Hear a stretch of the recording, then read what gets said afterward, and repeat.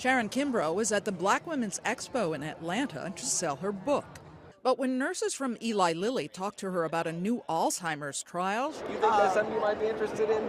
She decided to take the first step. I had family members with Alzheimer's. And sometimes I have memory issues, and some of it is, older age happens.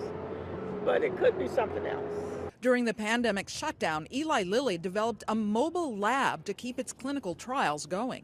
We had to get really creative about how we were able to have outreach in the community. Now it's literally a vehicle for bringing trials to communities of color that have been underrepresented in drug research.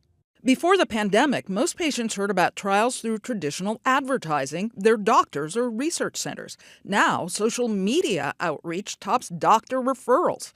Pfizer CEO says it's made it easier to reach more patients of color.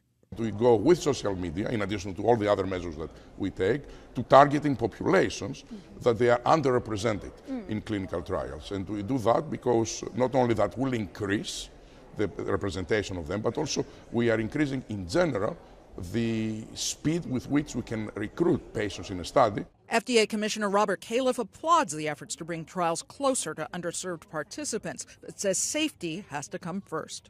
So in some cases, it's not the right thing to do. If you're studying, for example, a new drug that hasn't been tested in many people, you may need to be in a very intense environment in an academic medical center. For other kinds of trials, it's absolutely the right thing to do. Sharon Kimbrough wants to do her part to help research, though she's nervous about what her blood test might show. I hope I find out I don't have protein. That means I'm likely to have Alzheimer's. That's the joy. That would be the joy in it all.